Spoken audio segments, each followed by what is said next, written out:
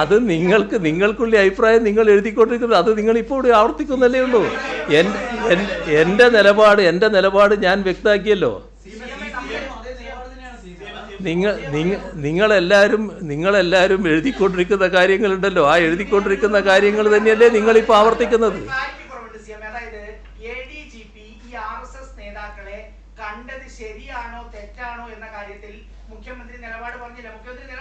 അത് ഞാൻ പറയേണ്ടത് ആ റിപ്പോർട്ടിന് ശേഷമാണ്. അതും ചുമതലപ്പെടുത്തിയിട്ടുണ്ട്. അതുമായി ഞാനൊരു നിലപാട് എടുത്തു കഴിഞ്ഞാൽ പിന്നെ ആ നിലപാടിൻ്റെ ഭാഗമായിട്ട് നടപടിയല്ലേ വരിക. നിങ്ങൾ മനസ്സിലാക്കേണ്ടത്, നിങ്ങൾ ആഗ്രഹിക്കുന്ന നിലപാടിനനുസരിച്ചിട്ടുള്ള ഒരു നിലപാട് എൻ്റെ ഭാഗത്ത് നിന്ന് ഉണ്ടാകണമെന്ന് നിർബന്ധിക്കരുത്. അപ്പോൾ അതിൽ കാണേണ്ടത് പരിശോധന കഴിഞ്ഞ് ആ പരിശോധനയുടെ ഭാഗമായി വരുന്ന റിപ്പോർട്ട് എന്താണോ അതിൻ്റെ ഘട്ടത്തിലാണ് ഞാൻ എൻ്റെ നിലപാട് പറയേണ്ടത്. അല്ലാതെ ഞാൻ പറഞ്ഞു തീരട്ടെ എന്ന്, അല്ലാതെ അതിനു മുൻപ് ധൃതി പിടിച്ച് ആ നിലപാട് പറയലല്ല ഔചിത്യം.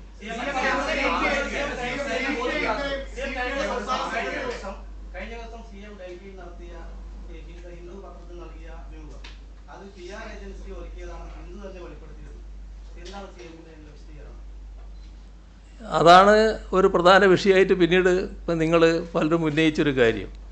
എൻ്റെ ഒരു ഇൻ്റർവ്യൂവിന് വേണ്ടി ഹിന്ദു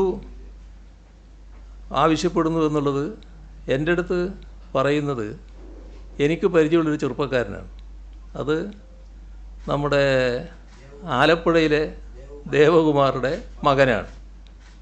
അദ്ദേഹം ഹിന്ദുവിന് ഒരു ഇൻ്റർവ്യൂ കൊടുത്തൂടെ എന്ന് ചോദിക്കുകയാണ്.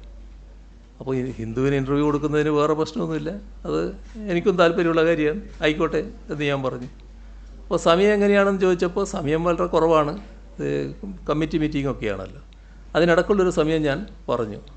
അവർ വന്നപ്പോൾ ഇവർ രണ്ടുപേരാണ്.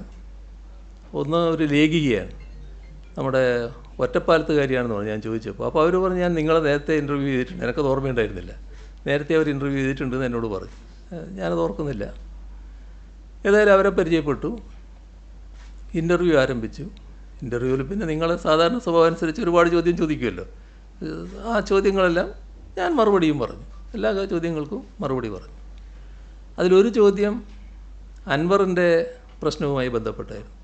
ഞാൻ പറഞ്ഞു അത് ഞാൻ വളരെ വിശദമായി പറഞ്ഞു കഴിഞ്ഞതാണ്, അത് വീണ്ടും ഞാൻ ആവർത്തിക്കുന്നില്ല, നമുക്കിന്ന് അത്ര സമയവുമില്ല, അതുകൊണ്ട് അതിലേക്ക് ഞാനിപ്പോൾ വിശദമായിട്ട് പോകുന്നില്ല എന്ന് പറഞ്ഞ് അവസാനം അവർ പറഞ്ഞു നല്ല വിഷമകരമായ ചോദ്യമൊക്കെ ഞാൻ ചോദിച്ചിരുന്നു, പക്ഷേ നിങ്ങളെല്ലാറ്റിനും നല്ല നിലക്കാണ് മറുപടി പറഞ്ഞത് എന്നൊക്കെ പറഞ്ഞ് പിരിയുകയും ചെയ്തു. പക്ഷേ ഇൻ്റർവ്യൂ പ്രസിദ്ധീകരിച്ച് വന്നപ്പോൾ ആ പ്രസിദ്ധീകരിച്ചതിൽ ഞാൻ പറയാത്ത ഭാഗമുണ്ടായി. എന്നോട് ചോദിച്ച ചോദ്യങ്ങൾക്കെല്ലാം ഞാൻ കൃത്യമായിട്ട് ഉത്തരം പറഞ്ഞാണല്ലോ. നിങ്ങൾക്ക് അറിയാമല്ലോ ഞാൻ എൻ്റെ നിലപാടുകൾ എന്താണെന്നുള്ളത്. ഈ ഒരു ജില്ലയെ, ഏതെങ്കിലും ഒരു ജില്ലയെയോ ഏതെങ്കിലും ഒരു വിഭാഗത്തെയോ പ്രത്യേകമായി കുറ്റപ്പെടുത്തി അങ്ങനെ സംസാരിക്കുന്ന ഒരു രീതി എൻ്റെ ഒരു പൊതുപ്രവർത്തന രംഗത്ത് നിങ്ങൾക്കാർക്കെങ്കിലും കാണാൻ കഴിഞ്ഞിട്ടുണ്ടോ ഇതേവരെ? അങ്ങനെയൊരു നില എൻ്റെ ഭാഗത്തുനിന്നുണ്ടാവില്ലല്ലോ. പക്ഷേ ഇവർക്ക് അതിൻ്റെ അത്തരത്തിലുള്ള ഒരു എൻ്റേതായിട്ട് എങ്ങനെ കൊടുക്കാൻ കഴിഞ്ഞു എന്നുള്ളത് മനസ്സിലാക്കാനേ കഴിയാത്ത കാര്യമാണ്. അതിന് പിന്നെ അവരുടെ വിശദീകരണം വന്നിട്ടുണ്ട്. ഇതിൽ കാണേണ്ടത് ഞാനോ സർക്കാരോ ഒരു PR ഏജൻസിയെയും ചുമതലപ്പെടുത്തിയിട്ടില്ല. നിങ്ങൾ ചിലർ ചോദിക്കുന്നുണ്ട് എത്ര പൈസയാണ് കൊടുത്തത്. ഒരു പൈസയും ഈ PR ഏജൻസിക്ക് വേണ്ടി ഞാനോ സർക്കാരോ ചെലവഴിച്ചിട്ടുമില്ല. ഇത് ഈ ദേവകുമാറിൻ്റെ മകൻ എന്ന് പറയുന്നത് രാഷ്ട്രീയമായി ചെറുപ്പം മുതലേ ഞങ്ങളുടെ കൂടെ നിൽക്കുന്നൊരു ആളാണ്, കൃത്യമായ രാഷ്ട്രീയ നിലപാടുള്ള ആളാണ്. പിന്നെ ദേവകുമാറും നമ്മളൊക്കെ ബന്ധം എല്ലാവർക്കും അറിയാമല്ലോ. അപ്പോൾ അതിൻ്റെ ഭാഗമായി അയാളിങ്ങനെ പറഞ്ഞപ്പോൾ ഒരു ഇൻ്റർവ്യൂ ആകാമെന്ന് സമ്മതിച്ചു എന്നുള്ളത് മാത്രമേ ഉള്ളൂ. അതിൻ്റെ ഒരു അയാളെ നയിച്ചിട്ടുണ്ടാകുക അത് ആ രാഷ്ട്രീയ നിലപാടിൻ്റെ ഭാഗമായിട്ട് തന്നെയാണ്. മറ്റു കാര്യങ്ങൾ അവർ തമ്മിൽ തീരുമാനിക്കേണ്ടത് എനിക്കറിയില്ല.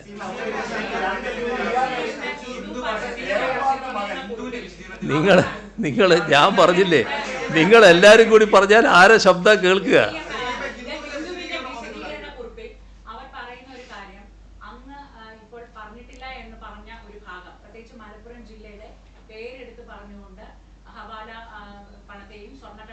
കുറിച്ച് പറയുന്നു എന്ന് പറഞ്ഞ ആ ഭാഗം ഈ PR ഏജൻസി രേഖാമൂലം എഴുതി കൊടുക്കുകയും അത് മുഖ്യമന്ത്രി മുൻപ് പറഞ്ഞൊരു കാര്യമാണ്, അതുകൊണ്ട് അത് ഉൾപ്പെടുത്തണം എന്ന് അവരോട് ആവശ്യപ്പെടുകയും ചെയ്തു എന്നുള്ളത് ഹിന്ദു വ്യക്തമാക്കിയിട്ടുണ്ട്. അപ്പോൾ അങ്ങനെ അങ്ങയുടെ അറിവില്ലാതെയാണോ അവർ അത് ആവശ്യപ്പെട്ടതെന്നുണ്ടെങ്കിൽ ഈ PR ഏജൻസി എന്ന് പറഞ്ഞ അങ്ങയുടെ അഭിമുഖത്തിന് സമയത്ത് അവിടെ ഉണ്ടായിരുന്നു എന്ന് പറയുന്നവർക്കെതിരെ നിയമ നടപടി കേസെടുക്കാൻ സർക്കാർ തയ്യാറാകും. അതിൽ മനസ്സിലാക്കേണ്ട കാര്യം ഈ പറയുന്ന തരത്തിൽ ഒരു ഭാഗം സാധാരണഗതിയിൽ അങ്ങനെ കൊടുക്കാൻ പാടില്ലല്ലോ. അതുകൊണ്ടാണല്ലോ മാന്യമായിട്ട് തന്നെ ഹിന്ദു അതിനകത്ത് ഖേദം രേഖപ്പെടുത്തുന്ന അവസ്ഥയുണ്ടായത്. വളരെ മാന്യമായ നിലയാണ് അവർ സ്വീകരിച്ചത്. ഏതെങ്കിലും ഒരു ഭാഗം കിട്ടിയാൽ ആ കിട്ടിയതിൻ്റെ ഭാഗമായിട്ട് ഞാൻ പറഞ്ഞതായിട്ട് കൊടുക്കാൻ പാടുണ്ടോ? ഞാൻ പറയല്ലേ, ഞാൻ പറഞ്ഞ കാര്യങ്ങൾ നിങ്ങളെല്ലാവരും ഇപ്പോൾ എഴുതുക മാത്രമല്ലല്ലോ, ഫോണിൽ റെക്കോർഡ് ചെയ്യില്ലേ. ആ ഫോൺ അവിടെ വെച്ചുകൊണ്ട് റെക്കോർഡ് ചെയ്തുകൊണ്ടിരിക്കുന്നുണ്ടല്ലോ. ഇതിനൊന്നും ഞാൻ ഉത്തരം പറയാതിരിക്കുന്നില്ല. ആകെ ഉത്തരം പറയാതിരുന്ന ഒരു കാര്യം മാത്രമല്ല, അത് ഞാൻ പറഞ്ഞല്ലോ. ഈ അൻവറിൻ്റെ കാര്യം വന്നപ്പോൾ അത് ഉത്തരം പറയാൻ വിഷമിച്ചതുകൊണ്ടല്ല, ദീർഘമായിട്ട് പറയേണ്ടതാണ്. നേരത്തെ ഞാൻ ദീർഘമായി പറഞ്ഞിട്ടുണ്ട്, അതുകൊണ്ട് പറയുന്നില്ല എന്നാണ് ഞാൻ പറഞ്ഞത്. അപ്പോൾ അതുമായി ബന്ധപ്പെട്ട് അവർ തമ്മിലുള്ള കാര്യങ്ങൾ എന്താണ് നടന്നതെന്ന് എനിക്ക് കൃത്യമായിട്ട് പറയാൻ പറ്റില്ല. പക്ഷേ അതേസമയം ഈ പറയുന്ന ഏതെങ്കിലും ഭാഗം അവരവരുടെ നിന്ന് വാങ്ങിയിട്ടുണ്ടോ, ഈ പറയുന്ന ചെറുപ്പക്കാരൻ്റെ നിന്ന് വാങ്ങിയിട്ടുണ്ടോ എന്ന് പരിശോധിക്കേണ്ട കാര്യമാണ്. അവിടെ ഞാൻ സംസാരിച്ചുകൊണ്ടിരിക്കുമ്പോൾ ഒരാൾ കൂടി കടന്നു വരുന്നുണ്ട്. ഇവർ രണ്ടാളാണ് ആദ്യം വന്നത്, പിന്നെ ഒരാൾ കൂടി കടന്നു വരുന്നുണ്ട്. ഞാൻ അയാളെ കാണുന്നത് എങ്ങനെയാണ്? ഈ വന്ന ഹിന്ദുവിൻ്റെ മാധ്യമപ്രവർത്തകയുടെ കൂടെയുള്ള ആളെന്നേ ഞാൻ മനസ്സിലാക്കുന്നുള്ളൂ. പിന്നെയാണ് പറയുന്നത് അത് ഏതോ ഒരു ഏജൻസിയുടെ ആളാണെന്ന്. എനിക്ക് അത്തരം ഒരു ഏജൻസി അറിയില്ല, ആ വന്നയാളെ എനിക്കറിയുന്നതല്ല. അവിടെ വന്നിരുന്നു എന്നുള്ളത് ശരിയാണ്. ഞാൻ കേരള ഹൗസിൽ ഇരിക്കുന്ന സമയത്താണ് അത് നടക്കുന്നത്. അപ്പോൾ എനിക്കൊരു ഏജൻസിയുമായിട്ടും ഒരു ബന്ധവുമില്ല, ഒരു ഏജൻസിയും ചുമതലപ്പെടുത്തിയിട്ടുമില്ല, ഒരു ഏജൻസിക്കും ഇതിൻ്റെ ഉത്തരവാദിത്വം കൊടുത്തിട്ടുമില്ല. സെപ്റ്റംബർ 13 ഈ ഏജൻസി തന്നെ ഈ അങ്ങി പറഞ്ഞ കാര്യങ്ങളെ പറ്റി പത്രക്കുറിപ്പ് അവിടുത്തെ മാധ്യമങ്ങൾക്ക് നൽകുന്നത് എങ്ങനെയാണ്? അപ്പോൾ അവരെങ്ങനെയാണ് ആ ഒരു പത്രക്കുറിപ്പ് ഈ മലപ്പുറവുമായി ബന്ധപ്പെട്ടും ഈ സ്വർണ്ണക്കടത്തുമായി ബന്ധപ്പെട്ട് പിടികൂടി സർക്കാരിന്റെ നടപടികൾ വിശദീകരിക്കുന്ന ഒരു വാർത്താക്കുറിപ്പ് സെപ്റ്റംബർ 13 തന്നെ അവിടെ മാധ്യമങ്ങൾക്ക് ഈ കേസ് എന്ന് പറഞ്ഞ ഏജൻസി നൽകിയിട്ടുണ്ട്. അതപ്പോൾ ആരാണ് അവരെ ചുമതലപ്പെടുത്തിയതെങ്കിൽ? ഞങ്ങളൊരു ഏജൻസിയെയും ചുമതലപ്പെടുത്തിയിട്ടില്ല. ഞങ്ങളെന്ന് പറഞ്ഞാൽ ഗവൺമെൻറ് ഒരു ഏജൻസിയെയും ചുമതലപ്പെടുത്തിയിട്ടില്ല. അത്തരം ഒരു ഏജൻസിയും ഗവൺമെൻറ് ഭാഗമായി പ്രവർത്തിക്കുന്നുമില്ല.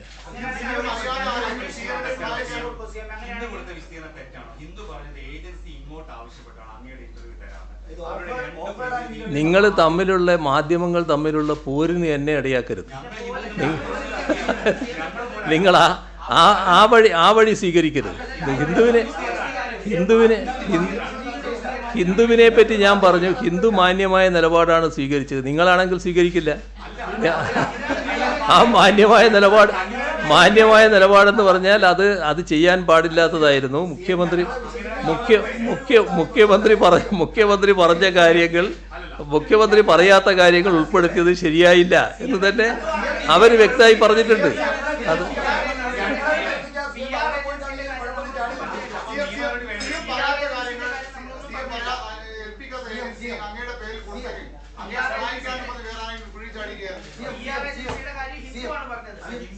ഞാൻ പറഞ്ഞല്ലോ, അതുമായി ബന്ധപ്പെട്ടുള്ള കാര്യം ഞാൻ പറഞ്ഞല്ലോ.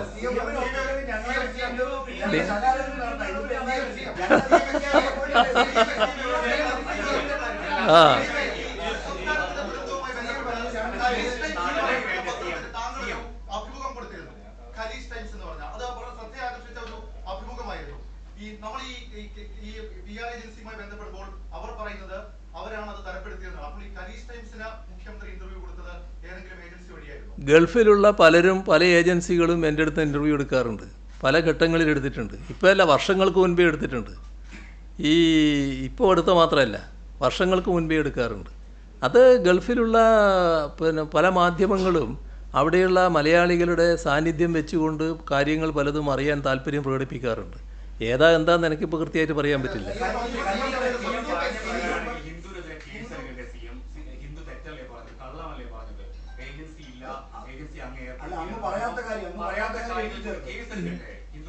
ഇത് ഞാൻ പറഞ്ഞല്ലോ, ഞാൻ കൃത്യമായി പറഞ്ഞല്ലോ അതിൻ്റെ കാര്യങ്ങൾ. അതിന് അവരും മാന്യമായ നിലപാടെടുത്തല്ലോ.